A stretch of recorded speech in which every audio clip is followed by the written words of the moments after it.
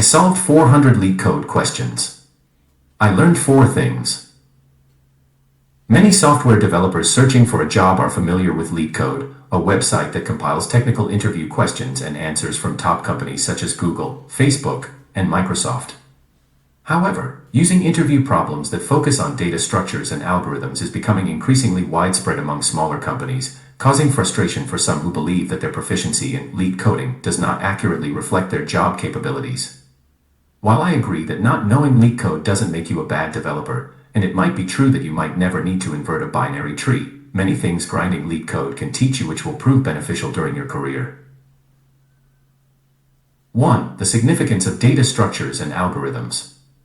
LeetCode is not a comprehensive course in data structures and algorithms, DSA, and it is important to understand the subject before using the platform. Taking a course specifically designed to teach the fundamentals is highly recommended. However, once you have a foundation in DSA, LeetCode can be an invaluable tool for deepening your understanding of how these concepts work and their best uses. It is important to note that having a solid foundation in data structures is crucial for any developer. A recent example of the importance of DSA is how a small improvement in an algorithm led to a 70% reduction in loading time for GTA 5.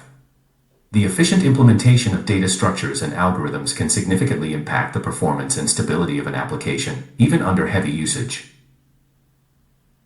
2. There will always be someone who knows more than you do. I tend to feel proud of my code once I have found a solution, but that pride often fades when I read through the comments section. I have come across implementations that are even better than the official solution. A significant portion of what I have learned while using LeetCode has come from closely examining other people's code and incorporating their suggestions into my work. This belief that there is always more to learn also applies to my professional life.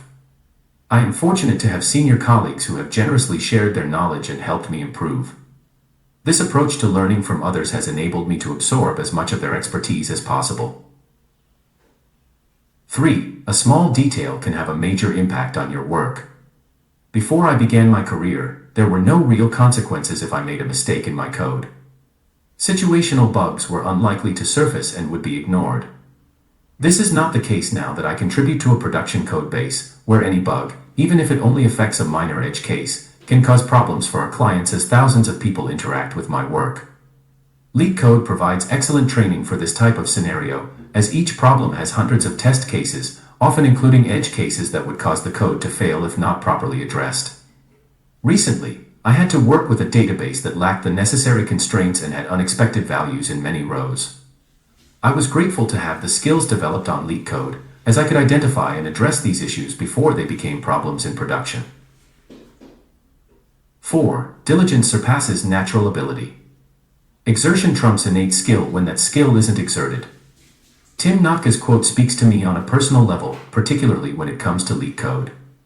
I've encountered numerous talented developers who struggle with even medium-level questions because they lack the experience and understanding of the problem-solving approach and tools required. Initially, I struggled to solve even the easiest questions on LeetCode. However, after taking several courses on data structures and algorithms and practicing regularly, I improved to the point where I can solve most medium-level questions within a reasonable time frame and even some difficult ones. My recent switch from Python to Java for solving LeetCode questions has further reinforced the significance of the practice.